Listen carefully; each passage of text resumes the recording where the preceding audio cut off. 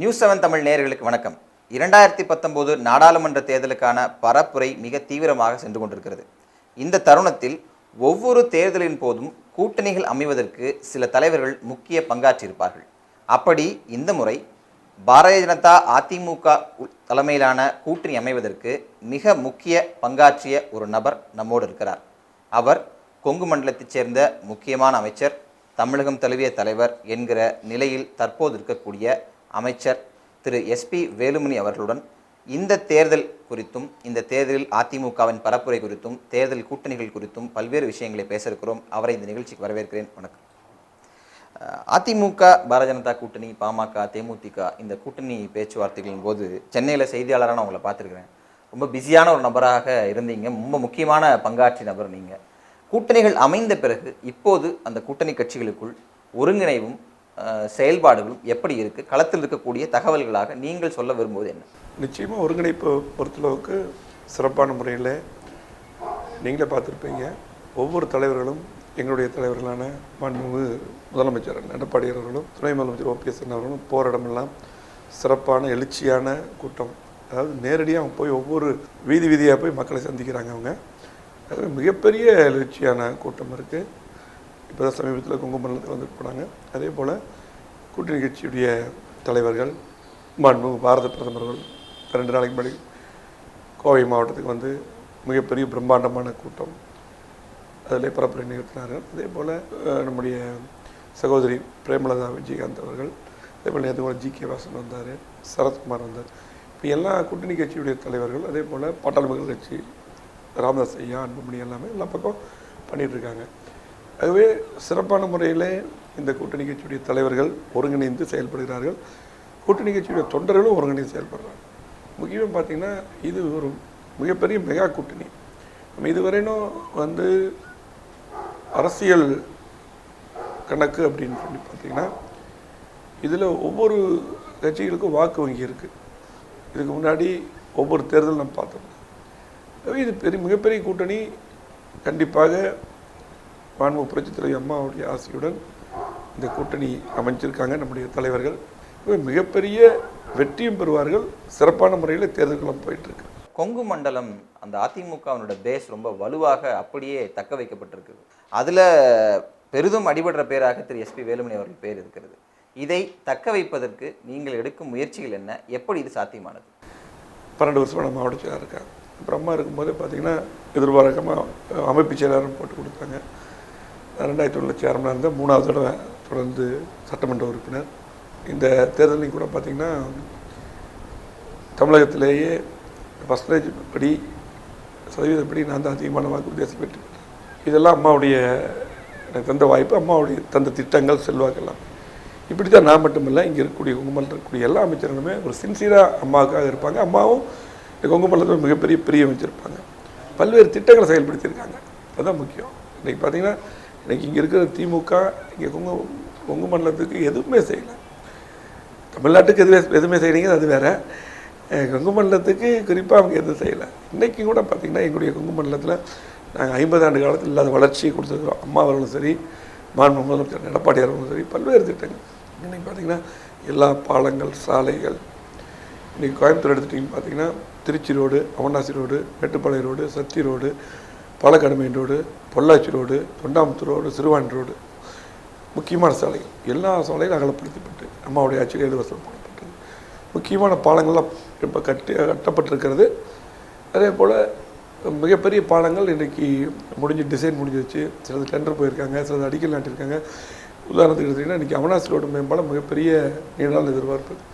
9.5 கிலோமீட்டருக்கு அந்த பாலத்துக்கு டிசைன் முடிஞ்சு அடுத்து டெண்டர் போக போகிறாங்க. ஏர்போர்ட்டுக்கு நேரம் இங்கேருந்து போயிடலாம். அதே போல் சுங்கத்தில் ஒரு 2.5 கிலோமீட்டருக்கு முதலமைச்சர் அடிக்கல் நாட்டியிருக்காரு. 2.5 கிலோமீட்டருக்கு மிகப்பெரிய பாலம். அதே போல் காந்திபுரம் மேம்பாலம், டெக்ஸ்டூல் மேம்பாலம், அதே போல் ஆத்துப்பாலம் பாலம் வேலை நடந்துகிட்ருக்கு.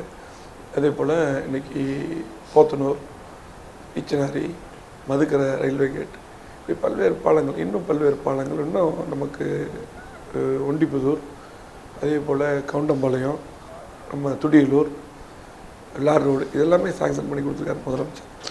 அது மட்டும் இல்லாமல் ஸ்மார்ட் சிட்டியில் 50% நம்ம 50% மத்திய அரசு. இதுவும் அம்மா இருக்கும்போதே நம்ம ஸ்மார்ட் சிட்டிக்கு 12 சிட்டியும் சேர்த்துறாங்க 100 சிட்டியில். அதில் 11 வந்துருச்சு, 1 மட்டும் தான் திண்டுக்கல் வரல.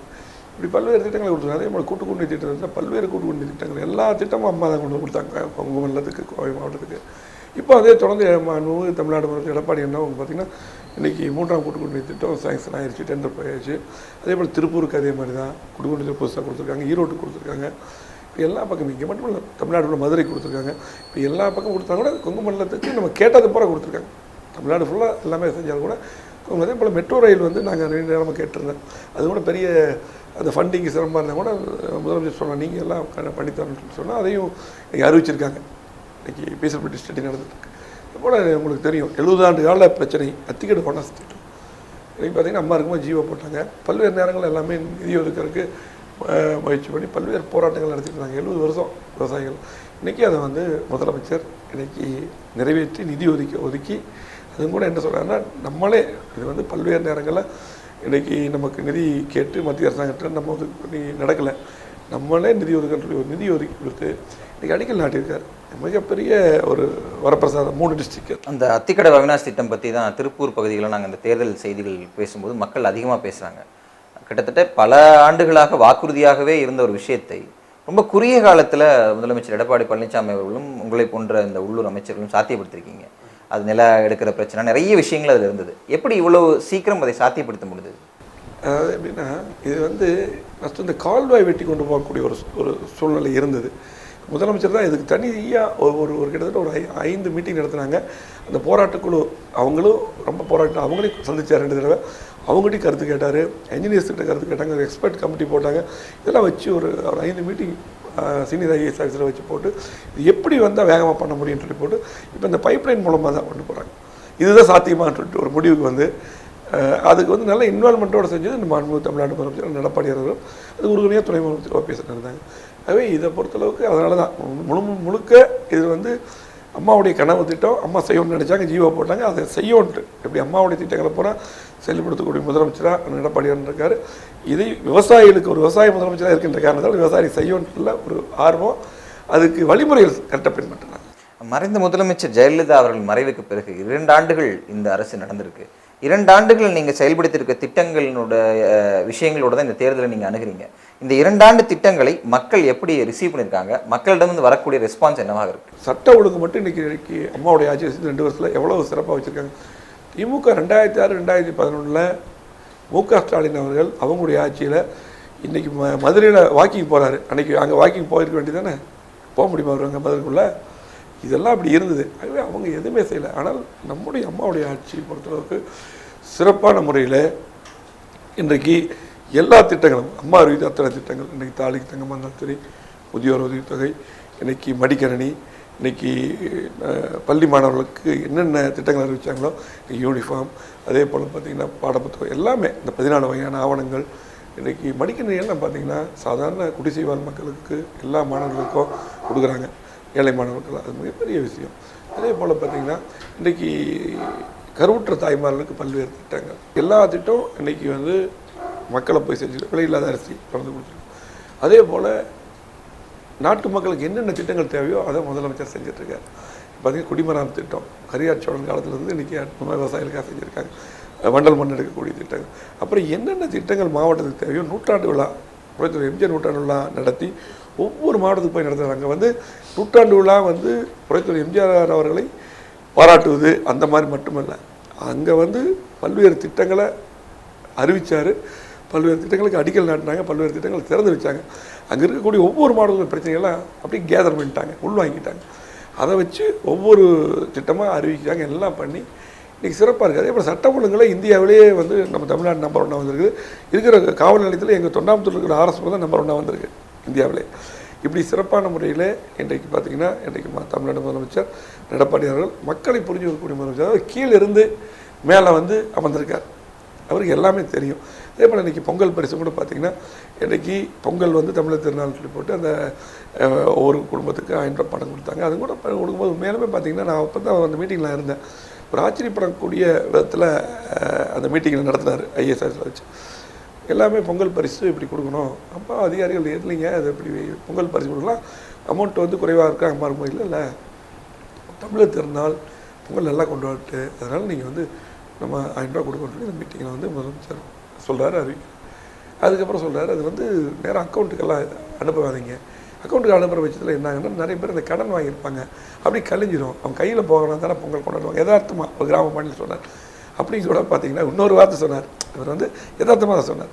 அப்புறம் கூட பார்த்தீங்கன்னா கையிலேயே அந்த 1000 ரூபா கொடுங்க, 2 500 நோட்டை கையில் கொடுங்க, கவர்லெல்லாம் போட்டு கொடுக்காதீங்க. நான் தப்பு பண்ணுறாங்கன்னு சொல்லலை. அங்கே கொடுக்கும்போது அதிகாரிகள் தெரியாமல் கூட தெரியாமலையோ தெரியாமல் அந்த கவரில் வந்து போடும்போது மறந்து ஏதோ ஒரு கவர் எடுக்க எம்டி கவராக போயிடும். அப்போ பிரித்து பார்க்க வீட்டுக்கு போய் பார்த்து ஏமாந்துருவாங்க.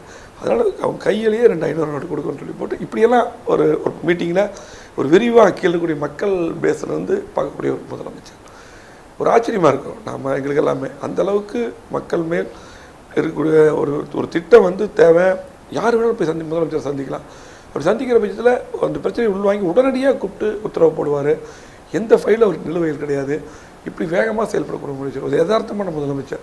மறைந்த முதலமைச்சர் ஜெயலலிதா அவர்கள் இருந்தவரை அவர்கள் ஒரு மிகப்பெரிய ஆளுமையாக இருந்தாங்க. அவர்களோடு நீங்கள் எல்லாம் அவர் சொன்ன விஷயங்களை செய்யக்கூடிய நபர்களாக சிறப்பாக செயல்பட்டீர்கள்ங்கிற பெயர் இருந்தது. ஆனால் அவர் மறைவுக்கு பிறகு ஒவ்வொருத்தரும் ஒவ்வொரு துறையில் அப்படி அதை நிலைத்து நிற்க செய்கிறீர்கள். அப்படின்னா அது அந்த பயிற்சி அவர் வழங்கியதா, இல்லை அதற்கு முன்பு இருந்த பயிற்சியை அவர் இன்னும் செழுமையாக கொண்டாரா? எப்படி நாங்கள் அதை புரிஞ்சுக்கிறது? நல்ல பயிற்சி கொடுத்துருக்காங்க. அம்மா மாதிரி ஒரு முதலமைச்சர், ஒரு அரசியல் தலைவர் இதுவரையும் பார்த்ததில்லை. புரட்சி தலைவர் எம்ஜிஆர் அவர் என்ன நினைத்தார்களோ அதை அப்படியே செயல்படுத்தக்கூடிய தலைவர். அதே போல் அது மேலே ஒரு படி மேலாக அவர் என்னென்ன திட்டங்கள் செயல்படுத்த நினைத்தாங்களோ அதையெல்லாம் செயல்படுத்தி மக்களுக்கு தேவையான திட்டங்களை செயல்படுத்தி உலகத்தில் இருக்கக்கூடிய தமிழ்நாடு, இந்தியா மட்டுமல்ல, உலகத்தில் இருக்கிற தலைவர்களிலே சிறந்த தலைவராகவும் சிறந்த முதலமைச்சராகவும் என்னென்ன திட்டங்கள் கொண்டு வந்தாங்களோ அது பூரா கீழ்மட்டம் வரை கொண்டு போய் சேர்த்தக்கூடிய முதலமைச்சர்.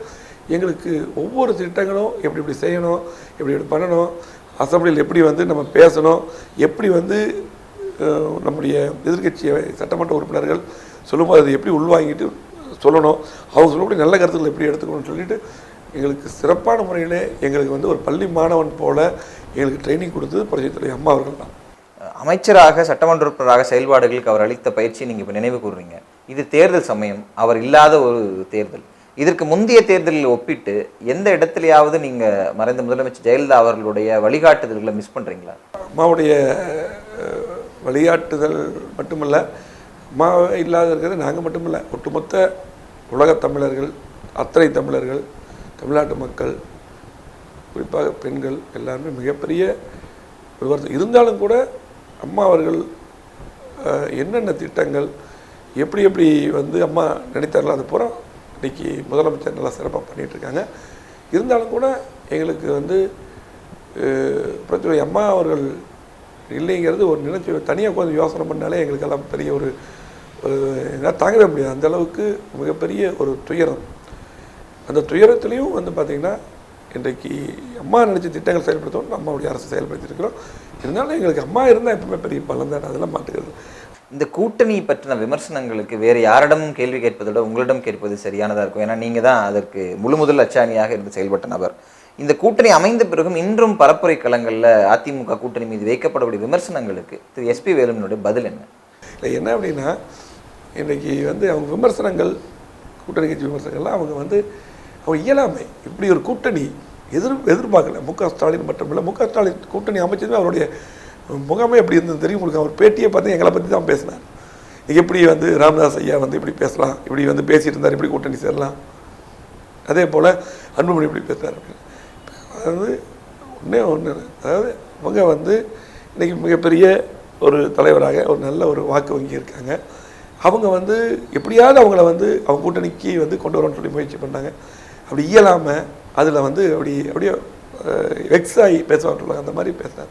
அதுபோல் இப்படி வந்து பல்வேறு குற்றச்சாட்டு சொல்லும்போது வைகோ வந்து மு க ஸ்டாலின் மேலே சொன்ன குற்றச்சாட்டு மாதிரி யாருமே சொல்லியிருக்க முடியாது. ஆனால் வைகோ அவர்கள் பார்த்திங்கன்னா எல்லா குற்றச்சாட்டும் அவர் மேலே சொல்லிட்டார்.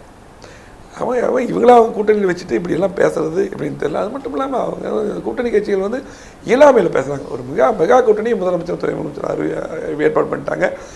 இன்றைக்கு அற்புதமான கூட்டணி அமைஞ்சிருக்கு. உறுதியாக 40க்கு வெற்றி உறுதி. ஆகவே அவங்க இயலாமையில் அவங்க இந்த கூட்டணி அமைவதற்கு முன்பு முதலமைச்சர் திரு எடப்பாடி பழனிசாமி அவர்களையும் துணை முதலமைச்சர் திரு ஓ பன்னீர்செல்வம் அவர்களையும் எதிர்க்கட்சியினர் அண்டர் எஸ்டிமேட் பண்ணிட்டாங்கன்னு நினைக்கிறீங்களா? கண்டிப்பாக அதான் உண்மை.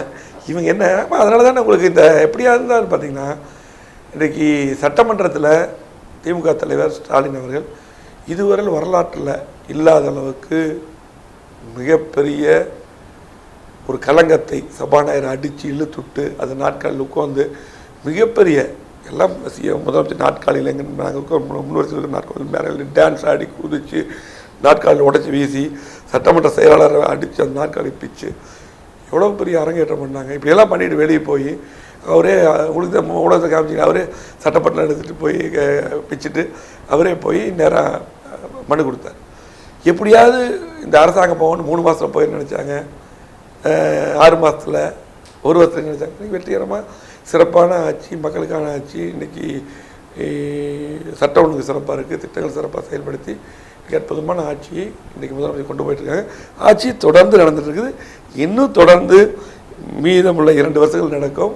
அதுக்கு முன்னாடி மீண்டும் அம்மாவுடைய ஆட்சி தான் அமையும். அது எந்த மாற்று கருத்து கிடையாது. நாடாளுமன்ற தேர்தல் ஒருபுறம், மற்றொரு 22 சட்டமன்றத்திற்கான இடைத்தேர்தல், இது ரெண்டும் ஒன்றாக வந்திருப்பது களத்தில் சவாலை உருவாக்கி இருக்குன்னு நினைக்கிறீங்களா, இல்லை ஒன்றாக வருவது எளிதாகத்தான் இருக்குது அப்படின்னு நினைக்கிறீங்களா? எங்களை பொறுத்தளவுக்கு நாங்கள் இயல்பாக இருக்கோம், எளிதாக தான் இருக்குது. உறுதியாக மக்களை பொறுத்தளவுக்கு இப்போ கூட பார்த்திங்கன்னா கருத்து கணிப்புன்னு சொல்லி போட்டு அது கருத்து திணிப்பாக தான் போட்டிருக்காங்க. ஒவ்வொரு நாளைக்கு ஒவ்வொரு அமைச்சர்களை ஏதாவது ஒரு டேமேஜ் பண்ணி அதாவது ஒரு ஆதாரமற்ற குற்றச்சாட்டுகளை இருக்கிற மாதிரி ஒன்று பண்ணி ஒவ்வொரு நாளைக்கு ஒரு வாட்ஸ்அப் ரிலீஸ் பண்ணுவாங்க, முதலமைச்சர் ரிலீஸ் பண்ணுவாங்க, எம்எல்ஏ ரிலீஸ் பண்ணுவாங்க, தங்கமணி பண்ணுவாங்க, ஓபிஎஸ் நம்பர், இப்படியெல்லாம் அவங்க தான். அதாவது இது திமுக ஒரு அற்புதமான கட்சி. அறிஞர் அண்ணா அவர்கள் உருவாக்கி ஏழைகளுக்காக உருவாக்கப்பட்ட கட்சி. இன்றைக்கி அந்த கட்சி குடும்ப கட்சியாக மட்டுமல்ல, இது 5 பேர் கட்சிக்குள்ளே போய் அவங்க டைரக்ஷனில் தான் சினிமா படம் மாதிரி இன்றைக்கி இது கொண்டு போய் மக்களை ஏமாற்ற பார்க்குறாங்க. இது மக்கள் புரிஞ்சுக்குவாங்க. ஒவ்வொரு நாளைக்கு ஒவ்வொன்று விளம்பரம் சிலது வந்துட்டு இருக்குது, நீங்களே பார்ப்பீங்க. நீட் தேர்வு கொண்டு வந்து அவங்க தான் எல்லாரும் தமிழகத்துக்கு முழுமையாக 2006 2012 அவ்வளோ பெரிய வாய்ப்பு இருந்து எதுவுமே செய்யாமல் துரோகத்தை மட்டும் செஞ்சுட்டு இன்றைக்கி உத்தமன் போல் டெய்லி விளம்பரங்கள், அதே போல் பார்த்திங்கன்னா இன்றைக்கி வாட்ஸ்அப்பில் இவங்களுக்கு திரும்பி அவங்களுக்கே இப்படி கையை நீட்டி அவங்களுடைய பல்வேறு கேள்விகள் அவங்ககிட்ட இருக்குது, பல்வேறு குற்றச்சாட்டுகள் இருக்குது. இன்றைக்கி ஊழல்னு சொல்லி சொன்னாலே இன்றைக்கி அழைக்கப்பட்ட ஆட்சி அவங்களுக்கு தான். அதே போல் பார்த்திங்கன்னா இன்றைக்கி 2G ஸ்பெக்ட்ரம் ஊழல், இன்றைக்கி மேல்முறையீடுகள் இருக்குது. இதிலெல்லாம் பல்வேறு திட்டங்கள். இன்றைக்கி சாதிக் பாஷாவோட மனைவி இன்றைக்கி தெளிவாக இன்றைக்கி கொலை முயற்சி தாக்குதல் நடந்து இன்றைக்கி பேட்டி கொடுத்துருக்காங்க. இப்படி பல்வேறு குற்றச்சாட்டுகள் அவங்க மேலே இருக்குது. இதை பற்றியெல்லாம் அவங்க பேசுகிறதில்ல. அதே போல் பார்த்திங்கன்னா எங்களுடைய கோவை மாவட்டத்தை பொறுத்தவரைக்கும் இன்றைக்கி அமைதியான ஊர், பொள்ளாச்சி அமைதியான ஊர். இன்றைக்கி யார் குற்றம் செஞ்சாலும் இன்றைக்கி நடவடிக்கை எடுக்கக்கூடிய முதலமைச்சர் அம்மாவுடைய வழியில் யார் தப்பு பண்ணாலும், யாராக இருந்தாலும் சொந்த கட்சிக்காராக இருந்தாலும் இன்றைக்கி அம்மா பாணியில் முதலமைச்சர் விட மாட்டாங்க. அப்படி தப்பு பண்ணவும் நடவடிக்கை எடுக்கப்பட்டிருக்கு. சும்மா எங்கள் பெண்கள் மேலே எங்கள் சகோதரி 2 நாளைக்கு சகோதரிகள்லாம் இன்றைக்கி திமுக இவ்வளவு மோசமாக அரசியல் காழ்ப்புணர்ச்சியோட அவங்களுக்கு அரசியல் லாபத்துக்காக எங்கள் பொண்களை சும்மா 200 பேர் 300 பேர்னு சொல்லி போட்டு கனிமொழி இங்கே ஆர்ப்பாட்டம் பண்ணுறது, இன்றைக்கி மு.க. ஸ்டாலின் இதை பற்றியே பேசுகிறது. இன்றைக்கி எங்கள் பெண்களை எங்கள் சகோதரிகள் எங்கள் அம்மாமார்கள் எங்கள் தங்கச்சி மேலே கேவலப்படுத்துகிறாங்க. இது அந்த இருக்கிற மக்களே அவ்வளோ கோவப்படுறாங்க. இது திமுக அவங்களோட சுயலாபத்துக்காக பண்ணுறாங்க. தப்பு யார் பண்ணாலும் நடவடிக்கை எடுக்கப்பட்டிருக்குது, அரெஸ்ட் பண்ணியிருக்காங்க. கண்டிப்பாக கடுமையான தண்டனை வாங்கி கொடுக்குறதுக்கு அம்மாவுடைய அரசு இன்னைக்கு நேர்மையாக அதுக்கு நடந்துக்கும். யார் தப்பு பண்ணாலும் சரி, அதெல்லாம் மாட்டுக்கிறாங்க. அப்போ பொள்ளாச்சி பிரச்சனையில் எதிர்க்கட்சிகள் சொன்ன குற்றச்சாட்டுகள் எதுவும் மக்கள் மத்தியில் எடுபடலைங்கிறீங்களா? உறுதியாக பார்த்தீங்கன்னா 2 நாளைக்கு முன்னாடி நீங்கள் எல்லாம் வந்திருக்கோம், அது நிறைய டிவியில் போடல, மக்கள் தெளிவாக சொல்லியிருக்காங்க.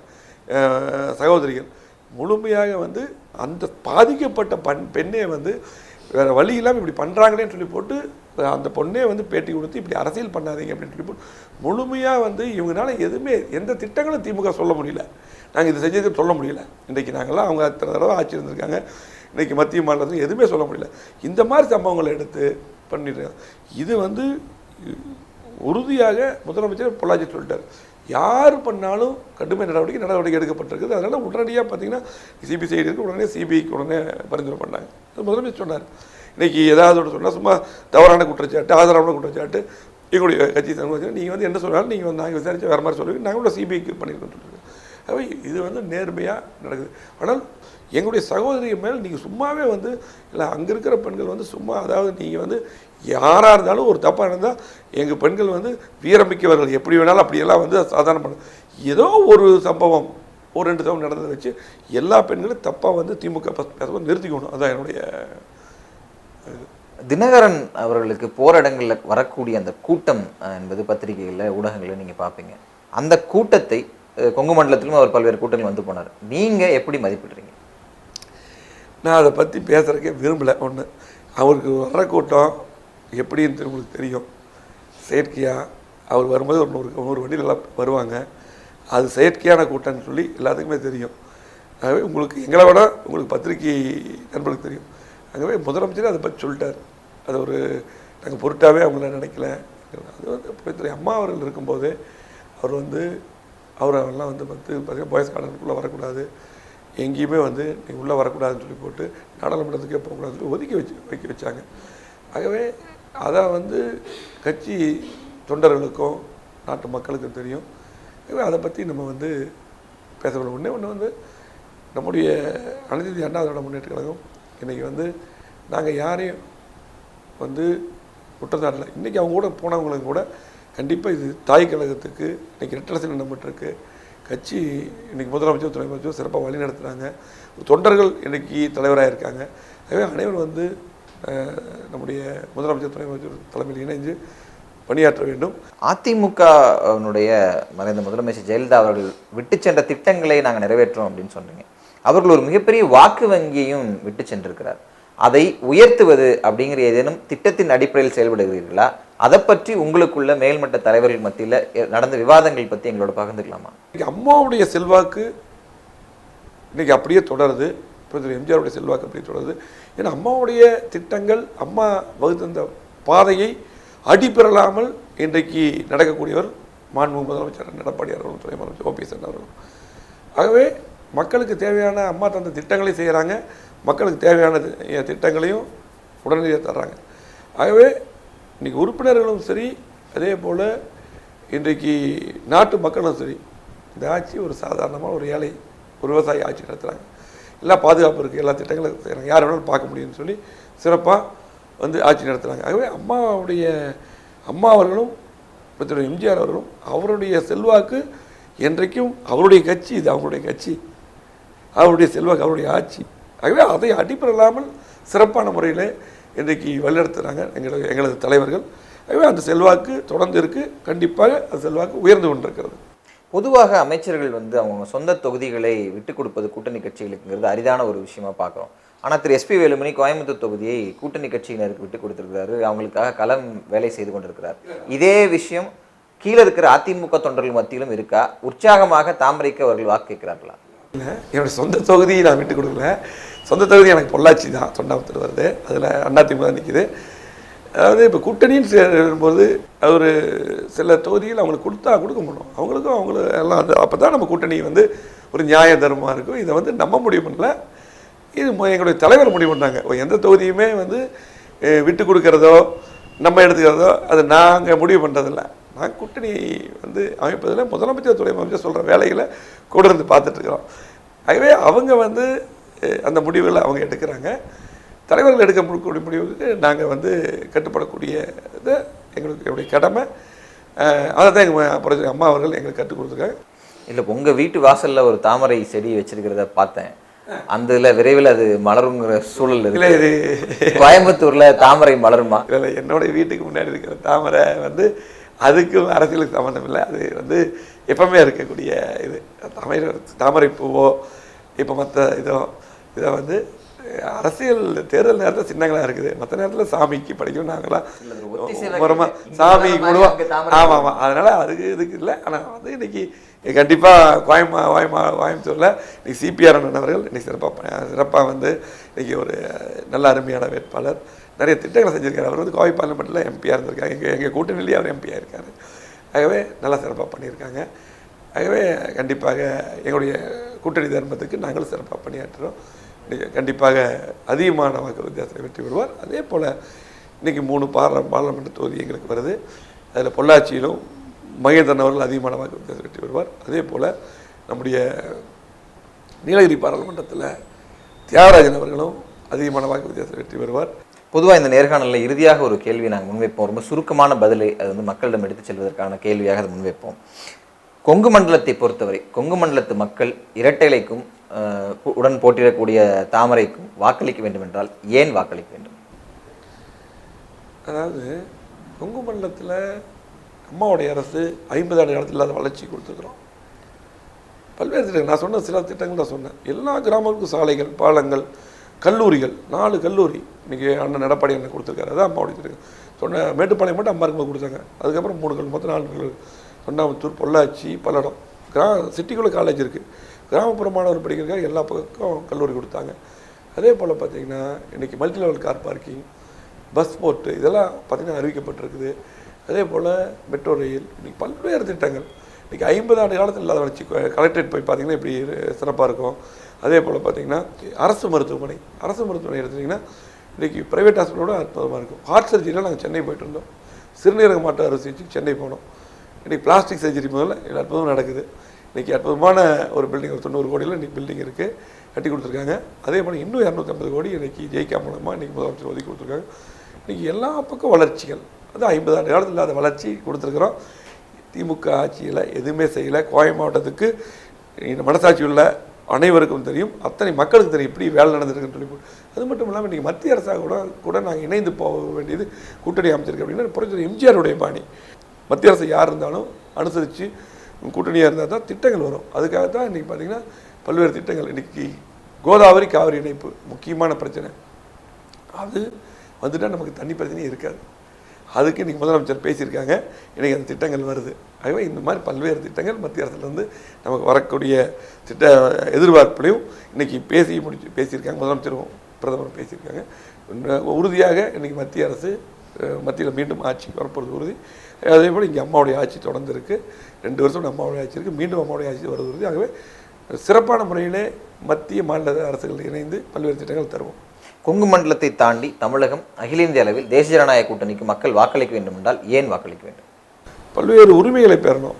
நதிநீர் இணைப்புகள் முக்கியமானது. நமக்கு பார்த்திங்கன்னா மழையை வர்றதில்லை, அதுக்கு முக்கியத்துவம் கொடுத்து தான் இன்றைக்கி தேர்தல் அறிக்கையெல்லாம் வந்திருக்கு. விவசாயிகளோட பல்வேறு பிரச்சனைகள். இன்றைக்கி பார்த்திங்கன்னா விவசாயிகளுக்கு முக்கியமாக நதிநீர் தான், தண்ணி வேணும் அவங்களுக்கு.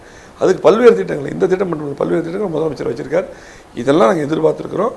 கண்டிப்பாக அதே போல் கடல்நீரை குடிநீராக்கம் திட்டம், அதே போல் பல்வேறு திட்டங்கள் இன்றைக்கி மத்திய அரசாங்கம் கூட பல்வேறு திட்டம். அதே போல் பார்த்திங்கன்னா அனைவருக்கும் வீடு கட்டுறதுல இந்தியாவிலே கோயம்புத்தூர் மாவட்டம் நம்பர் 1, தமிழ்நாடு நம்பர் 1.